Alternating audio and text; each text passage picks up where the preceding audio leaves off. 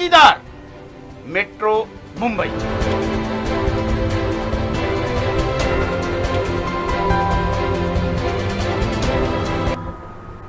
नमस्कार, मैं हूं इंद्रपाल चतुर्वेदी और आप देख रहे हैं मेट्रो मुंबई।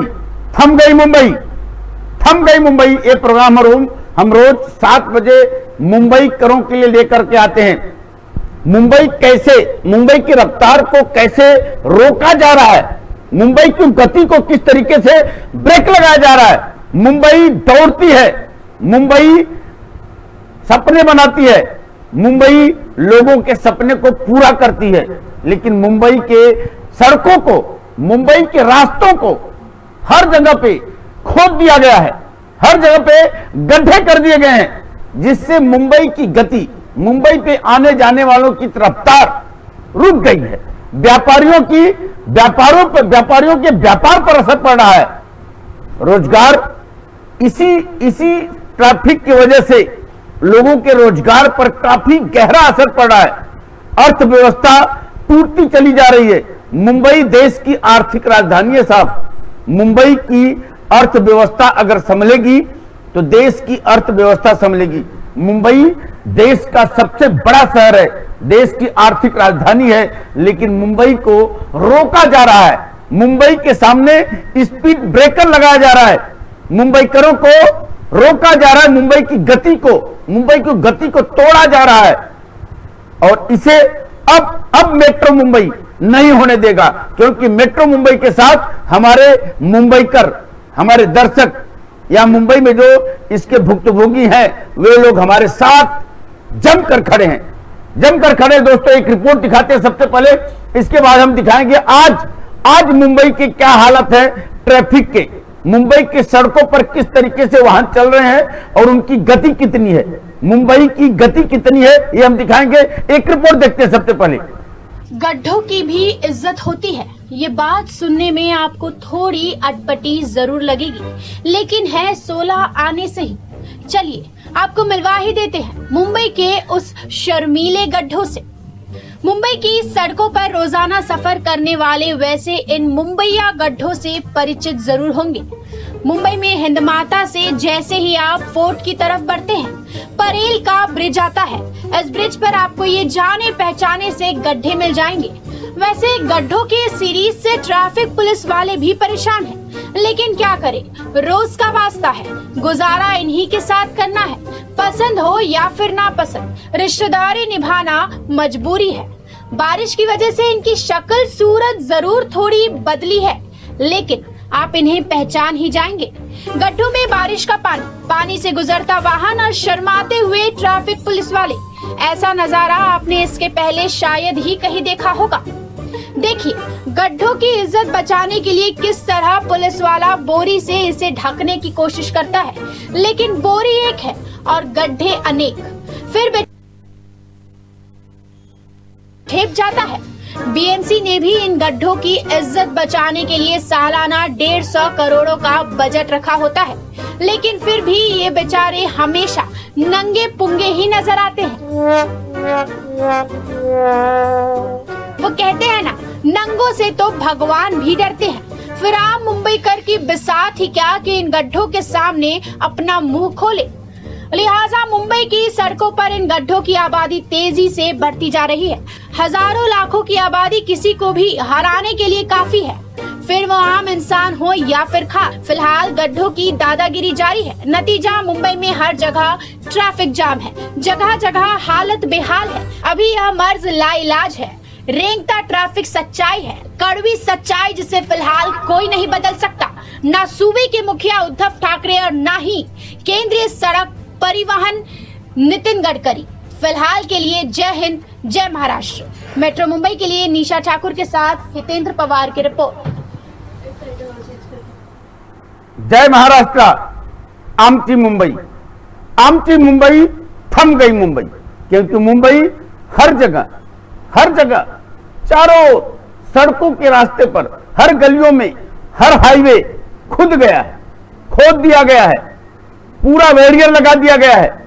सड़कों के गड्ढों को ट्रैफिक पुलिस वाले बोरी से ढकते नजर आ रहे हैं, इज्जत बचाते नजर आ रहे हैं।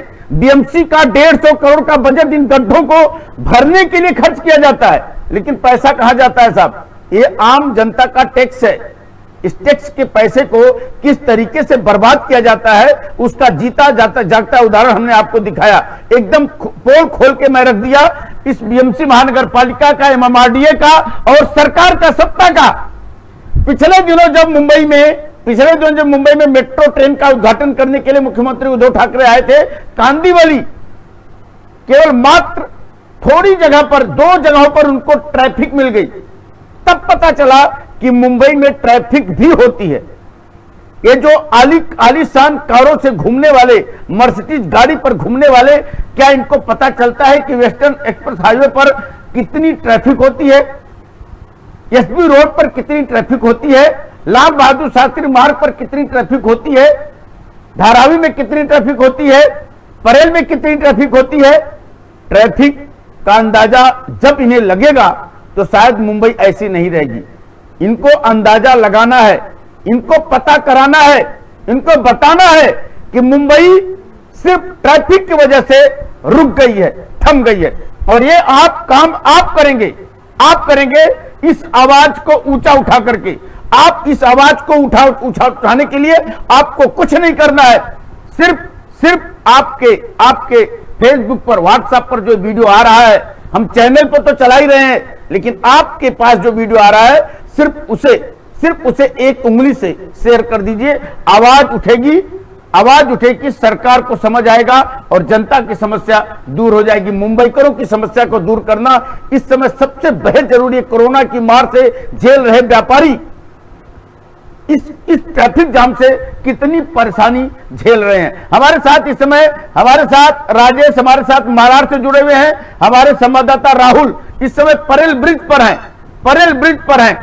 राजेश जी बताइए, पहले राहुल जी बताइए, परेल ब्रिज में क्या ट्रैफिक की पोजीशन है?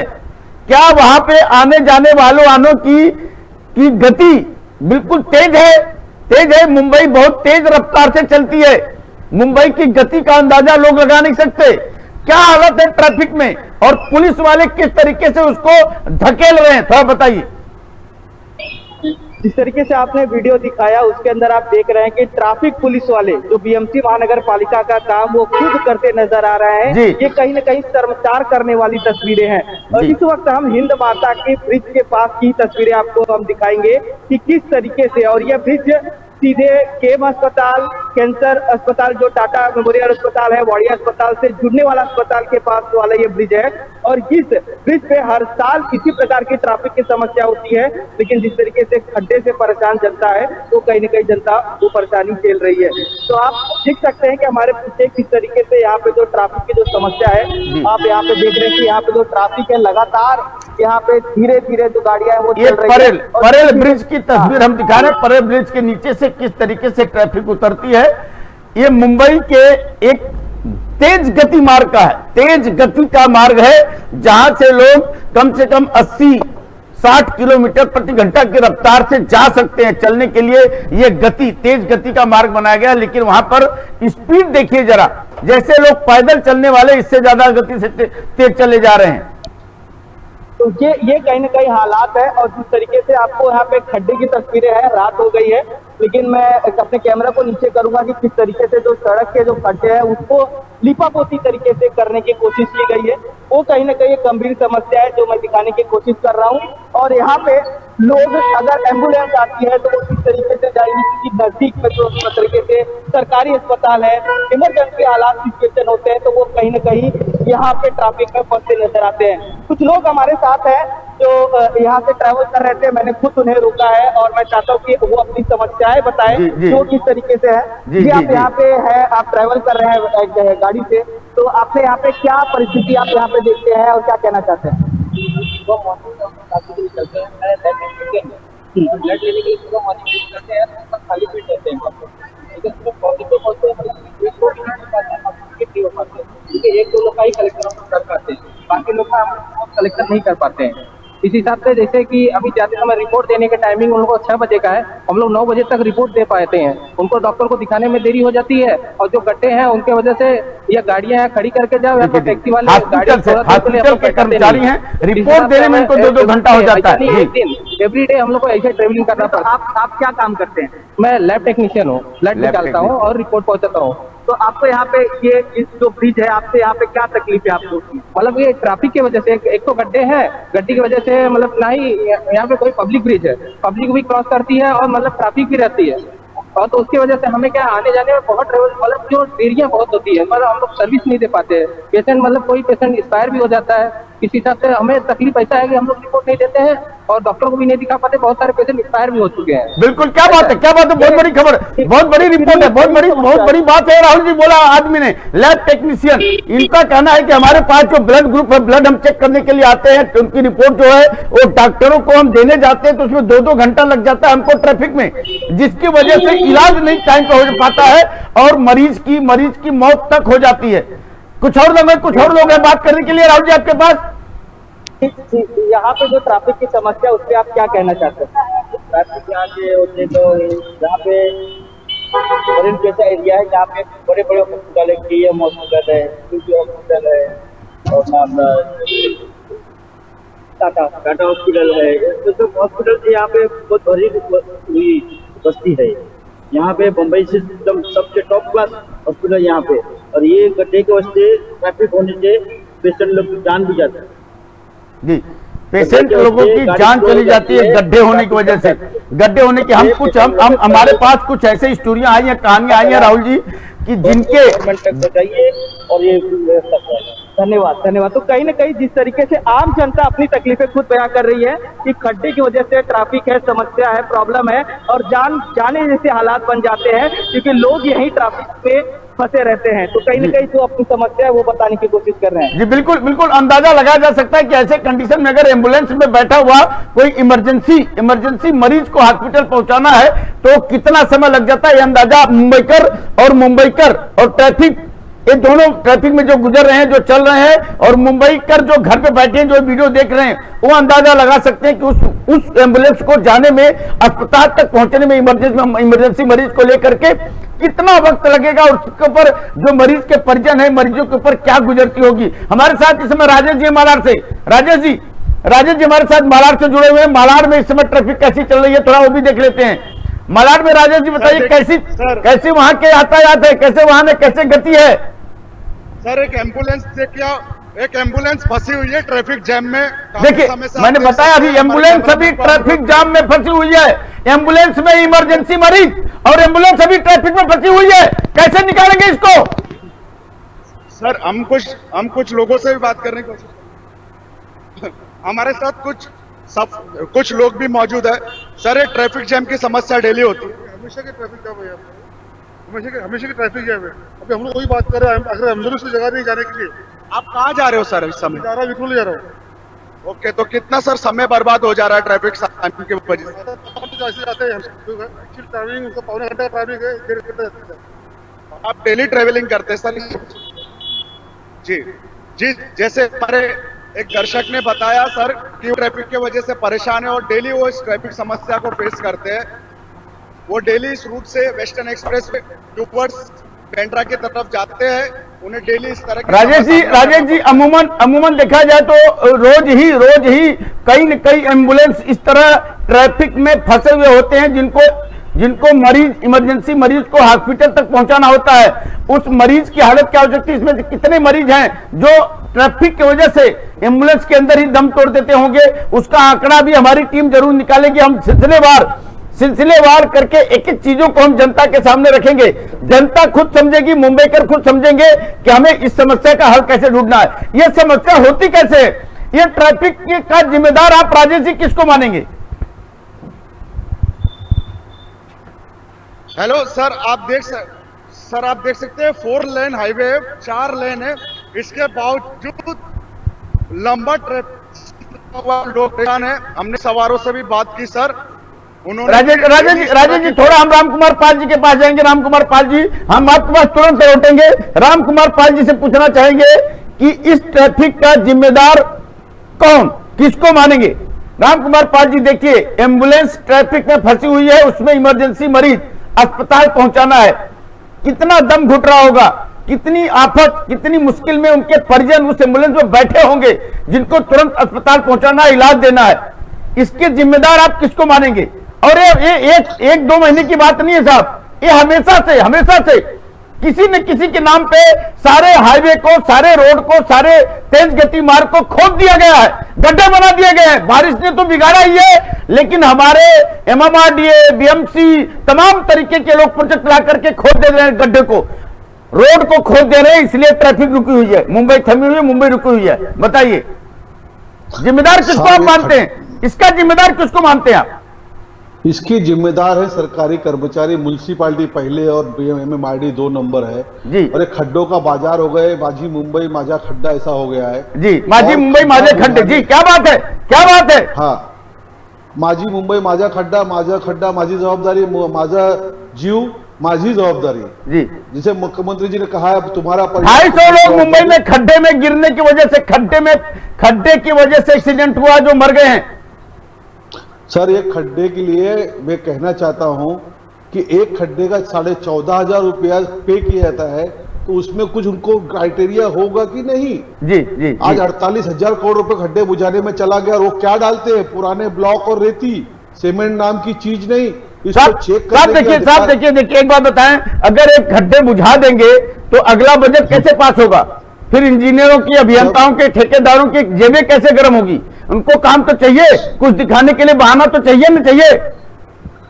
सर ये हम लोग ये जो चैनल पे चला रहे हैं, आप ये जनता को जागरूक करने के लिए चला रहे हैं, और जनता के पैसे जा रहे हैं जी। पैसे ये खुद भी जनता को जगाना है साहब। देखिए ये जो खेल होता है, चूहा बिल्ली का खेल, ये चूहा बिल्ली का खेल, रोज प्रोजेक्ट आते हैं, रोज गड्ढे होते हैं, रोज बुझाए जाते हैं, और उसके ऊपर टेंडर निकलता है, हजारों करोड़ का टेंडर निकलता है, सिर्फ बड़े बड़े अधिकारियों, आला अधिकारियों, मंत्रियों, नगर सेवकों, विधायकों और ठेकेदारों की जेब गर्म करने के लिए। टैक्स जनता का है, जनता टैक्स भर रही है और तकलीफ झेल रही है।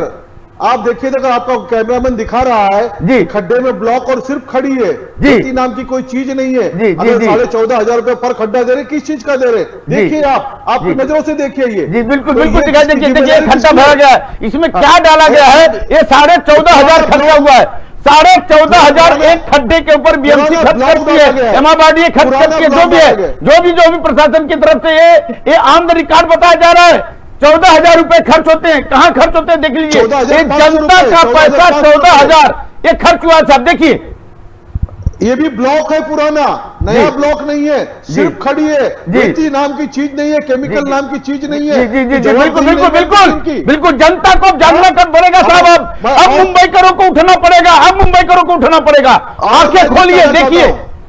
मैं और कुछ कहना चाहता हूं सर, बोलिए।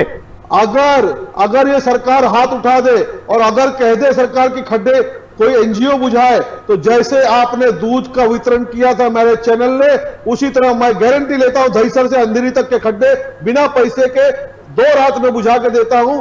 अगर एक RNC लेके मैं निकला ना, तो मलार से अंधेरी पूरा हाईवे 1 रात में कंप्लीट हो जाएगा, और बहुत ज्यादा पैसे नहीं लगेंगे। पर खड्डे 1,200 रुपए और लेबर 1,800 रुपए, 2,000 रुपए पर खड्डे लगेंगे सर। वो NGO के नाते और मुंबई मेट्रो के नाते करने को तैयार है, और इनको सबक सिखाने के लिए तैयार है, एग्जाम्पल देने के लिए तैयार है कि अगर नीयत साफ हो, बरकत हो और प्रदेश की रक्षा करनी हो, तो इस तरह से हो सकता है। ये भी हाथ उठा ले NGO की तरफ से, लेकिन नहीं, टेंडर नहीं निकलेगा तो कंपनियों का क्या होगा? टेंडर नहीं निकलेगा तो ठेकेदारों का क्या होगा? टेंडर नहीं निकलेगा तो अभियंताओं का क्या होगा? ये बड़े लोग जो पैसे खा करके बैठे हुए हैं, उनकी जेब की कमाई कहां से आएगी साहब? ये जनता के टैक्स को किस तरीके से उपयोग किया जा रहा है, देखिए। सर इनको एक मिसाल देनी पड़ेगी, हर बात में एक मिसाल दी जाती है, बातों में, कहनों में, कोर्ट में भी एक मिसाल पेश की जाती है कि उसको इसे छोड़ा था तो इसको ऐसे करो। एक मिसाल देनी चाहिए किसी NGO ने।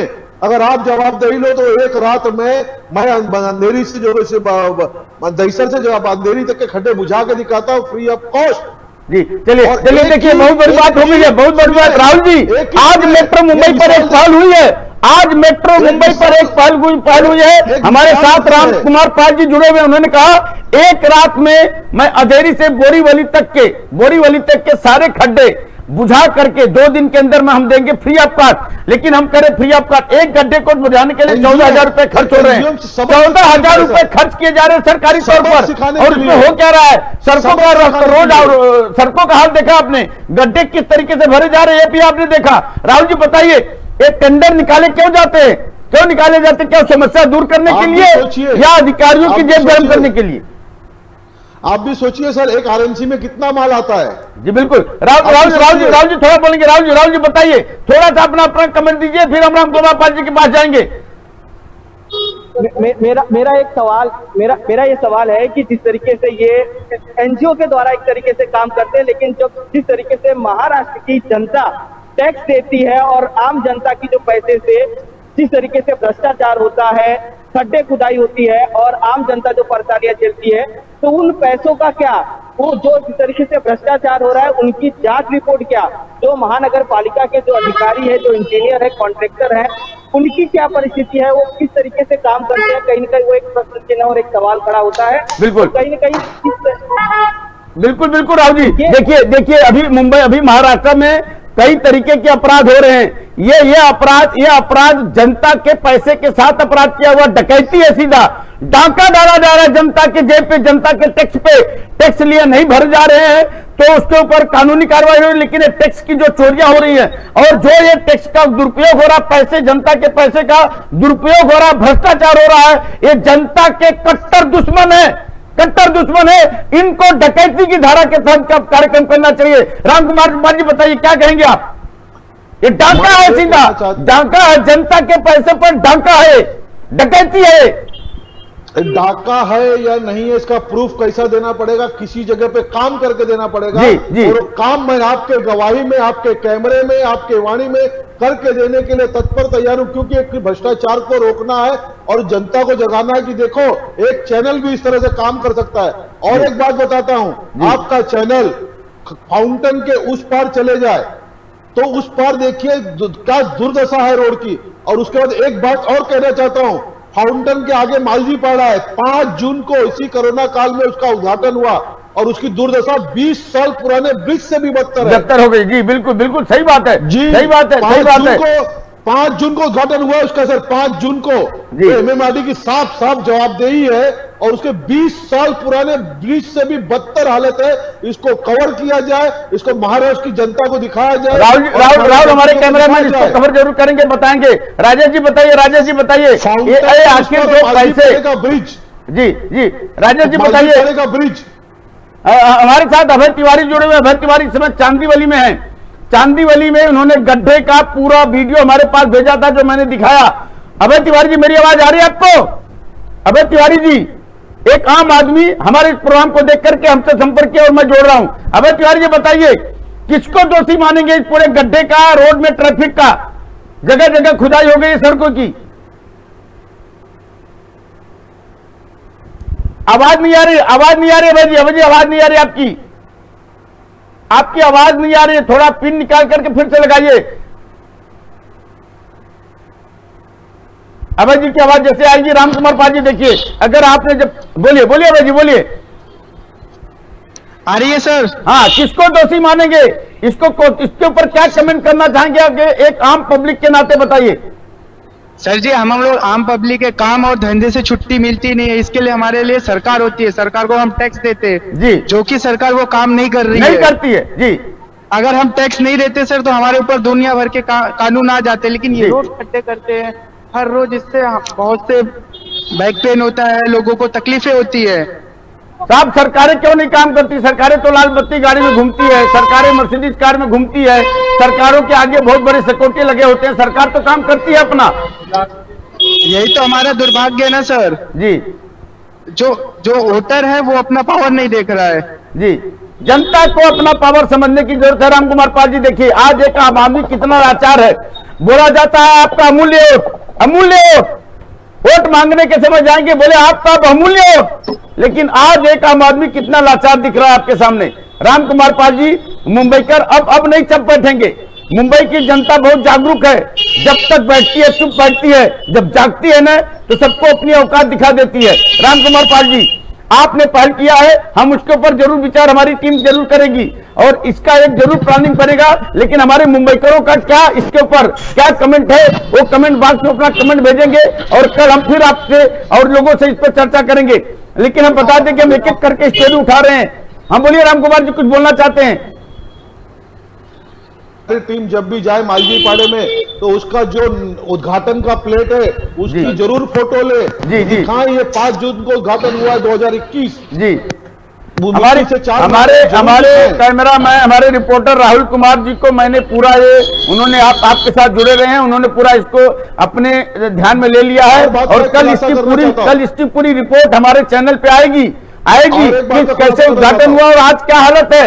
जब ऐसे कोई काम होते, साहब देखिए एक बात बताएं, काम होते हैं इसीलिए कि काम बिगड़े, काम बिगड़ेंगे नहीं तो नया कॉन्ट्रैक्टर को पैसा कैसे मिलेगा, नया कैसे टेंडर निकलेगा, कैसे नए पैसे को, सरकारी पैसों को खर्च करने का बहाना कहां से आएगा बताइए। और एक बात और कहना चाहता हूं सर जी, ये जो आपको कहीं 1 रुपए फुट में जमीन नहीं मिलती होगी, लेकिन ये जिनको टेंडर होता है, जिनको कॉन्ट्रैक्ट होता है, उसको रिजर्वेशन की जमीन 1 रुपए फुट में 2-2, 3-3, 5-5 एकड़ मिलती है। मिसाल है साई बाबा नगर बोरीवली वेस्ट में बीएमसी कॉन्ट्रैक्टर को 1 रुपए फुट में 2 एकड़ जमीन दी गई है, रिजर्वेशन की जमीन। ये भी बीएमसी के अधिकारी देते हैं। क्यों? उनके टेंडर में आपको लिखान है कि आप उनको जगह देंगे, जमीन रखने को देंगे, लेबर कैंप देंगे। ऐसा किसी टेंडर में होता नहीं है। 1 रुपए फुट में जमीन दी जाती है। ये घोटाला नहीं तो क्या है? जी, चलिए जमीन घोटाला करें, जमीन घोटाला करें, चलो कोई बात नहीं। अगर जमीन घोटाला करके भी अगर सड़कों को बुझा दें, सड़कों को सही कर दे, सैकड़ों को गति करने लायक बना दे, ट्रैफिक, मुंबई की ट्रैफिक खत्म कर दे, तो भी मुंबई की जनता संतोष कर दे कि हमारे टैक्स का सही उपयोग हुआ। लेकिन चोरी ऊपर से सीना जोरी ये नहीं चलेगी। मुंबईकर अब जाग जाइए, अब मुंबईकर जाग जाइए दोस्तों, आप जाग जाइए। मैं आपके साथ, मेट्रो मुंबई के साथ, पूरी टीम के साथ आपके साथ खड़े हैं, आप भी हमारे साथ खड़े रहिए। इस वीडियो को इतना शेयर करिए कि कल के कल सरकार को कोई नियम बनाना पड़े और सरकार को ये सारी समस्या को दूर करने के लिए जरूर फैसले लेने पड़ेंगे। कल के कल होना चाहिए। आपके हाथ में उंगली आपकी, आप एक उंगली से वोट देते हैं और उसी उंगली से इस वीडियो को इतना शेयर करिए कि सरकार को आखिर उठना पड़े, झुकना पड़े और इस तरीके से 14,000 में जो के गड्ढे भरे जा रहे हैं उसका सही सलामत उपयोग हो, पैसे का उपयोग हो और इस तरीके से सिर्फ लीपा पोती करने का काम नहीं होना चाहिए। जनता को अब जागने की जरूरत है। मुंबई को रफ्तार पकड़ानी है तो जनता को जागना पड़ेगा। उंगली आपके पास है, यही वोट भी देती है और यही वीडियो को शेयर भी करेगी। शेयर भी करिए, लाइक भी करिए और अपना कमेंट जरूर दीजिए। आपका कमेंट हमारे लिए बहुत जरूरी है दोस्तों, अपना कमेंट हमें जरूर दीजिए क्योंकि हम उसी कमेंट को लेकर के कल की बात आपके सामने रखेंगे। बहुत बहुत धन्यवाद दोस्तों, बहुत बहुत धन्यवाद। मेट्रो मुंबई पर खबरों का सिलसिला लगातार जारी रहेगा। यह है थम गई मुंबई, खुद गई मुंबई। चारों तरफ, हर जगह, हर सड़क को खोद दिया गया है, मुंबई को रोक दिया गया है। देखते रहिए मेट्रो मुंबई। नमस्कार। नया अंदाज, नया तेवर, बड़ी नजर, सही खबर, हर समय